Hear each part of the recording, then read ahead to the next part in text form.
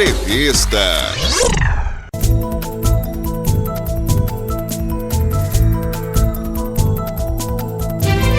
Eleições 2014. Conheça as propostas dos candidatos.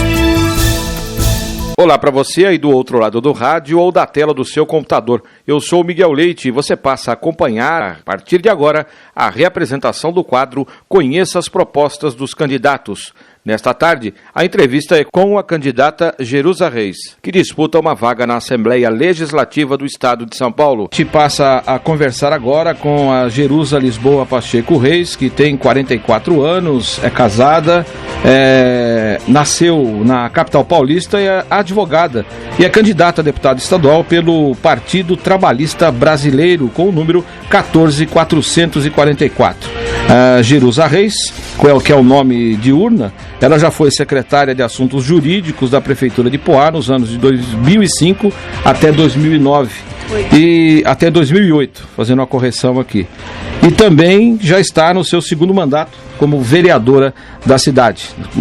E nesse momento a gente agradece a presença dela e já deseja uma boa noite.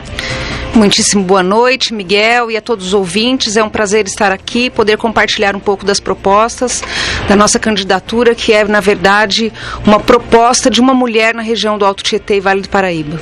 Muito bem, a gente já inicia falando de segurança. Hoje, vereadora Jerusa Reis, eleita deputada estadual pela região do Alto Tietê. Qual que são as propostas na área da segurança? Eu acredito que não há nenhum projeto que possa subsistir se não passar primeiro pela reestruturação de uma política salarial dos policiais. Posteriormente, acredito que após essa política salarial, que tem que ser reconhecida, porque hoje é uma vergonha o salário de um policial, nós temos que reconhecer isso. Eu acho que o segundo passo seria a valorização desses profissionais e, posteriormente a isso, primeiro então a política salarial, uma valorização dos profissionais e, posteriormente, isso é uma unificação. Eu acredito que é um projeto bem pensado, esse da unificação das polícias. Eu sofri violência urbana, você sabe, em 2005 meus 2 filhos foram sequestrados, então eu sofri na pele e sei muito bem o que a população pleiteia e pede com razão. Então, hoje há uma insegurança, não diria que só no âmbito municipal, mas estadual e a nível nacional, mas eu acredito que antes de qualquer projeto de segurança, nós temos que repensar a política salarial desses profissionais e a valorização desses profissionais, para depois, então, pensar numa reestruturação, num fortalecimento, em uma unificação e aí sim, projetos de viabilidade para a segurança realmente local, estadual ou nacional. Dentro desse posicionamento da senhora, existe alguma coisa pontual aqui na região do Alto Tietê? A senhora eleita, o que poderia melhorar a questão da segurança nas cidades aqui da região? Veja bem, o estado de São Paulo, ele tem as suas regiões e cada região tem as suas peculiaridades. Então não adianta falar que tem um projeto pronto para todo o estado, porque é mentira. O estado, ele tem suas peculiaridades por regiões. E a nossa região aqui, que é uma região que já tem a conotação de conurbação, são cidades emendadas, que você não vê realmente onde começa uma e acaba a outra, enfim. Nós temos hoje uma característica suburbana de metrópole. E hoje esse envolvimento e a perda, eu diria, dessa característica rural ou de cinturão verde, fez com que nós possamos enxergar na nossa região problemas e conflitos urbanos. Então hoje nós temos problemas de trânsito, nós temos que repensar mobilidade urbana, que são outras questões. Não, estão atreladas também à segurança, à iluminação pública, porque não há como falar em segurança sem passar por alguns problemas pontuais, como iluminação pública, como questão de posicionamento de equipamentos públicos, questão de pensar a mobilidade urbana como um todo e seus transportes, pensar na questão também de atrelar a segurança com os seus consegues, com os conselhos que trazem uma contribuição muito positiva, né? E por isso que eu falei anteriormente da unificação das polícias, porque eu acredito na segurança como a unificação mesmo, ou seja, pensada de um todo, com uma visão macro, né? Então não adianta pensar a segurança em pontos isolados, tem que se pensar como um todo. Então tudo faz parte. O CONSEG, que é o Conselho de Segurança Municipal, ele faz parte, a Polícia Civil, a Polícia Militar, as polícias municipais, faz, todas elas têm que ser unificadas, têm que ser atreladas, tem que ter um projeto realmente de atuação, pensado junto com a sociedade. E para isso a sociedade tem que entender e valorizar esses profissionais. E eles têm que se sentir valorizados, como disse, pela política salarial. Então eu acredito que é um conjunto realmente de fortalecimento. E não tem como falar sobre tudo isso, e principalmente da questão da sociedade, sem passar por alguns problemas pontuais como a drogadição, o tráfico de drogas, que na nossa região tem uma característica muito forte, infelizmente, né? A questão de quadrilhas formadas para desmanche de carros. Então, essas são algumas características da nossa região do Alto Tietê. Diferentemente da região da Baixada Santista, por exemplo, onde a região sofre com problemas pontuais como a prostituição infanto-juvenil. Por quê? Porque tem o porto, tem algumas características diferentes da nossa. A região sucroalcooleira do estado de São Paulo, hoje passa por um outro problema, e que, visitando, eu fiquei realmente assustada, porque hoje os agricultores, aqueles que fornecem a cana-de-açúcar para todo esse setor sucroalcooleiro, eles sofrem com a falta, a escassez de mão de obra, e também a pouca mão de obra que tem, infelizmente, a maioria agora é usuária do crack. Então eles vão para a lavoura e tem uma característica de produção metade do período laborativo. Por quê? Porque a outra, eles consomem a pedra do crack e não produzem nada. E é um caso de saúde pública. Então hoje a droga é considerada pelo Ministério da Saúde como, tem até CID, né? É uma doença, porém nós não temos prevenção. A prevenção que temos hoje do PROERD, que é da Polícia Militar, que é voluntário, que não recebe, não tem ajuda, não tem custo, não tem verba, não tem um olhar, porque o olhar é banalizado, infelizmente. As políticas de prevenção nesse setor são banalizadas, tem um olhar banalizado, não existe uma acuidade para esse grito, esse clamor da população: socorro, estamos pedindo socorro, a droga está tomando conta da nossa periferia, dos nossos jovens que não têm profissionalização. Então, não, mas nós estamos enviando uma ETEC para a região. Sim, uma ETEC para a região que tem mais de 1.500.000 habitantes, uma ETEC com 60 vagas. É suficiente? Claro que não.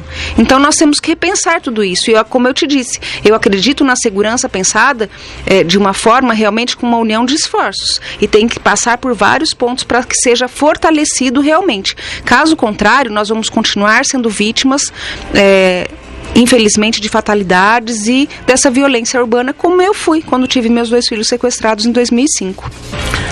Muito bem, nós estamos conversando, para você que sintonizou a Local FM agora e o Jornal da Local, nós estamos conversando com a candidata a deputada estadual pelo PTB, Jerusa Reis. E nós iniciamos falando de segurança, mas não tem como escapar disso, Jerusa, até porque, você vê, né, entrou na educação, entrou na questão da saúde, na questão também da mobilidade urbana, né?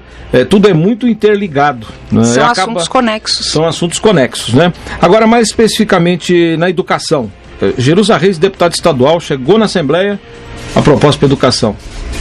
Eu acredito que não dá para falar em educação pensando apenas em trazer mais universidades e faculdades. Eu acredito que nós temos que pensar a educação de base.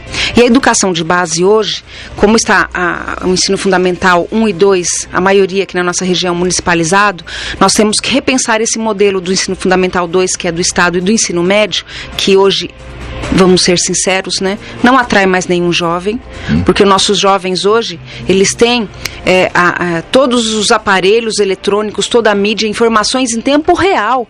Então, ir para uma sala de aula onde o professor fala, usa a saliva, o giz e a lousa, realmente é um pensamento retrógrado, e eu acredito que não tem atrativo. O aluno tem que se encantar novamente pela educação. O aluno tem que se fascinar pela aula. Isso nós não temos mais, porque o Estado, infelizmente, não fornece os recursos necessários. Então, nós temos aqui alguns exemplos e casos pontuais de municípios que fizeram uma boa municipalização e hoje tem, inclusive, migrando para as escolas públicas, alunos que eram da rede particular, devido à qualidade do ensino fundamental 1 e 2 municipalizado. Não podemos dizer o mesmo do ensino fundamental 2 e ensino médio, que ainda pertence ao Estado.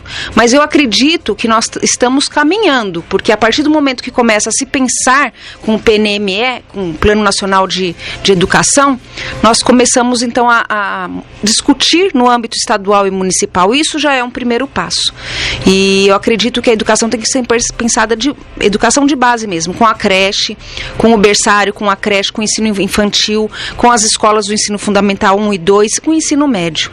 Não tem como falar simplesmente em um período como nós já temos. O período, ele começou e já foi, e é uma determinação que seja paulatinamente implantado e implementado nos municípios para o período integral, mas nós sabemos que isso é uma utopia ainda, infelizmente, e nós temos que lutar para que seja efetivamente uma realidade. Porque a educação, a partir do momento que tiver como diretriz a informação e preencher o tempo ocioso desses nossos jovens e dessas nossas crianças, aí sim nós teremos menos jovens nas ruas em situação de vulnerabilidade e risco social. Outra situação também extremamente complicada, não de hoje, mas também não pontual, mas em todo o país, é a questão da saúde, né? Como é que seria a deputada Jerusa com relação a mais esse tema polêmico? Olha, eu acredito aqui que a nossa região sofre muito, porque, como disse anteriormente, nossa região tem mais de 1.500.000 habitantes e sofre com a situação, caótica a situação da saúde. Então, nós temos, Poá sofre mais ainda que todas, porque Ferraz ainda tem hospital regional, Itaquá tem hospital, Mogi, Poá não tem. Então, Poá tem só o pronto atendimento municipal, que fica sobrecarregado pelo sistema, porque não temos um hospital estadual. E essa é uma bandeira que eu me coloquei realmente à disposição. Nós temos que trazer um hospital para Poá, nós temos que trazer mais leitos para a região, para os hospitais referências, nós temos que ter especialidades. Hoje, a pessoa que quebra o fêmur, quebra a perna ou a bacia, precisa de uma cirurgia ortopédica, ela fica na fila de espera porque não há leitos para cirurgia. Isso é uma vergonha. Calcifica o osso e a pessoa não fez a cirurgia. É uma vergonha. Então, o que pretende? A saúde pretende o quê? O Ministério da Saúde, a Secretaria Estadual da Saúde pretende o quê? Que nossos habitantes do Alto Tietê sejam deformados aqui, tenham deformidade ortopédica por conta do não atendimento a tempo? Porque é isso que acontece, Miguel, infelizmente. Né? Nós temos carência de leitos nas cirurgias, nós não temos equipamentos para socorrer a tempo uma pessoa que tem um AVC, que seria a ressonância magnética, o equipamento para detectar exatamente qual foi a lesão e entrar com medicamento na hora, né? E eu digo isso com muita propriedade, porque em 18 de abril do ano passado eu sofri um AVC e tive uma isquemia transitória de 24 horas, mas fiz todos os exames, a tomografia, a ressonância, foi detectado o ponto do derramamento, houve aplicação do medicamento na hora e hoje, graças a Deus, né, e eu agradeço a Deus por isso, eu não tenho nenhuma sequela e tenho uma vida normal, mas muitas pessoas que tiveram no mesmo dia vieram a óbito. Por quê? Porque não conseguiram controlar a hemorragia no cérebro e porque não tiveram acesso a um exame rápido, né, que o caso merece, porque quem tem um AVC tem que ser medicado rapidamente, mas tem que ter esse diagnóstico da ressonância e da tomografia. Então, nós não temos aqui. É uma vergonha isso. Então, nós temos que ter em cada município esse tipo de aparelho, porque é uma situação emergencial. Seja um pronto atendimento, seja um hospital, não importa se é clínico ambulatorial, tem que ter, né? Então eu luto muito por isso. A questão da saúde da mulher, nós hoje temos uma demora e uma fila para marcar exames de mamografia, de colposcopia.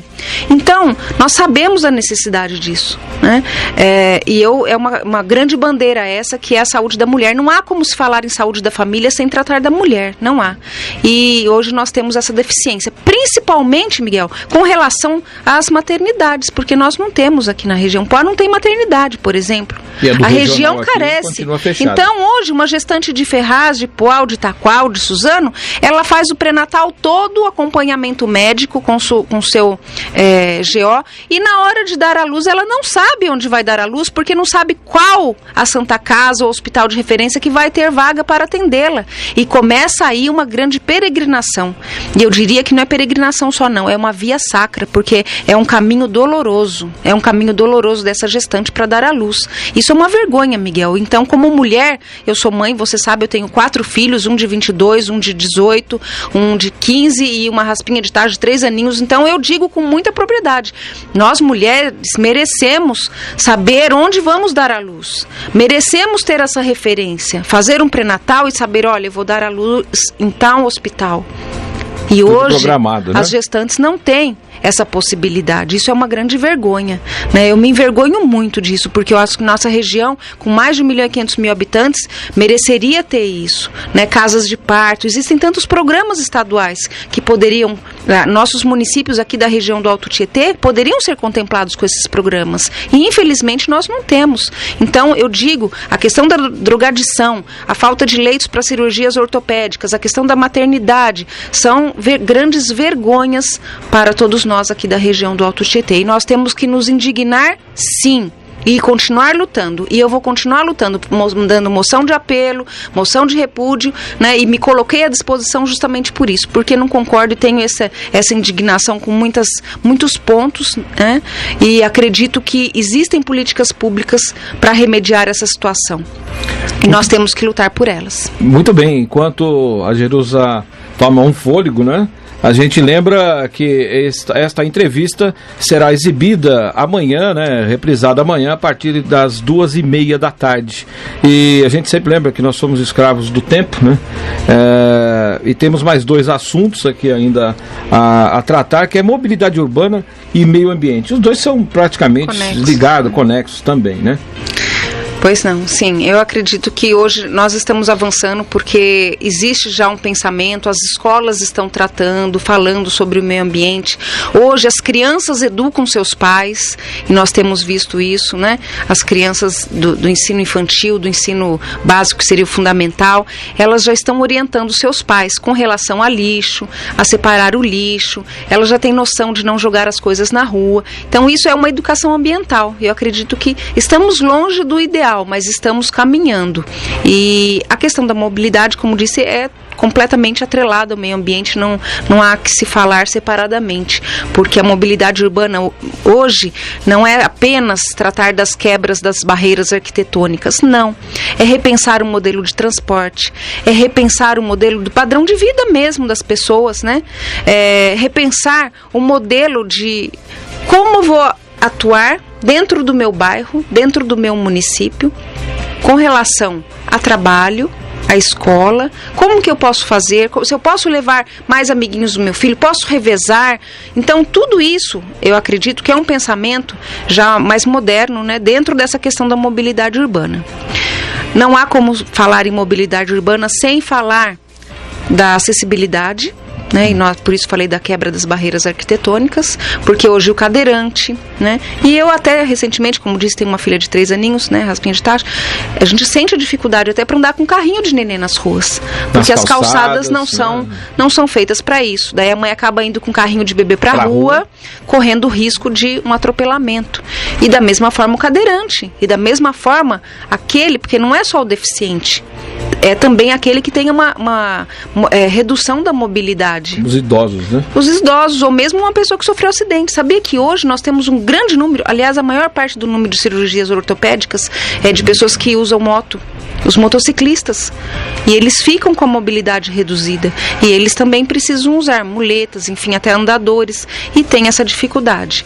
Então, a acessibilidade é uma questão que tem que ser repensada, não apenas no plano diretor da cidade, mas de forma diuturnamente com as secretarias envolvidas, né? Secretaria do Transporte, Secretaria da Indústria e Comércio. Então hoje, por exemplo, uma escola, uma creche que é feita, o projeto da escola, ele tem que pensar também o embarque e desembarque, a área de desaceleração, a passagem, a faixa de pedestre. Antes não tinha nada disso. Hoje, veja como são conexos os assuntos e como é importante existir uma integração de políticas públicas, porque são assuntos conexos. Então hoje a gestão pública ela passa por todas essas searas e existe uma conexão grande, e do meio ambiente também, né? Eu acredito que não tem como falar em mobilidade urbana sem pensar na preservação do meio ambiente, em plantar árvores, em ter espaços verdes, e principalmente colocar que o meio ambiente não é só verde, viu? é preservar também o que já existe, mesmo a área que já está descaracterizada de floresta, ou já está descaracterizada, existe construção, tudo bem, mas vamos repensar essa construção como meio ambiente. Então a parte urbana também é meio ambiente. Então muitas pessoas, quando falam em meio ambiente, pensam apenas em florestas, não é isso. A parte urbana também é meio ambiente. Então diminuir a questão da poluição visual, das propagandas, tudo isso é questão realmente de meio ambiente. E uma luta na minha campanha é isso, viu? Porque eu tenho enfatizado muito que eu sou contra, mas existe uma corrente muito forte que diz que não, que a mídia de massificação da imagem em cavaletes, em placas, né, é necessária. Eu vou ser muito sincera, eu não gosto muito, eu faço mais por imposição mesmo, né, do grupo e da equipe, mas eu acho que cria uma poluição visual muito feia para as cidades. Então tá certo, a gente já chega ao final, mas antes as considerações finais sobre a sua campanha e sobre o seu trabalho nesta eleição, Jerusa Reis. Eu quero agradecer novamente a oportunidade, o espaço para falar com seus ouvintes e dizer que estou muito feliz porque agora no começo de setembro foi aprovado pelo Senado a questão da vacina contra o HPV, o primeiro câncer de colo de útero, que foi um projeto da pequena vereadora da pequena cidade de Poá, que em 2012 foi aprovado no âmbito estadual e agora foi aprovado pelo Senado no âmbito nacional, inclusive aldeias indígenas. Isso prova que mesmo pequenino, você pode acreditar, pode sonhar, pode lutar e eu acredito que a coroa, na verdade, né, o louro disso tudo é saber que a população vai ser servida. Então, assim como aconteceu com a questão da vacina contra o HPV, eu quero colocar aqui à disposição de todos os ouvintes minha candidatura e minha bandeira empunhada, na verdade, com relação à saúde, principalmente a questão dos hospitais estaduais para a nossa região e maternidade, e também dizer que nós mulheres podemos sim fazer a diferença. Não somos melhores nem piores, mas podemos caminhar lado a lado e fazer a diferença. Então eu peço a todos os ouvintes que analisem, entrem no site www.jerusareis.com.br, no Face Jerusa Reis, e que possam analisar, acompanhar as propostas, verificar cada uma delas mais detalhadamente, entrar em contato, aceito críticas, né, positivas e construtivas. Eu acredito que a campanha se faz com sugestões também, e são muito bem aceitas, muito bem-vindas sempre.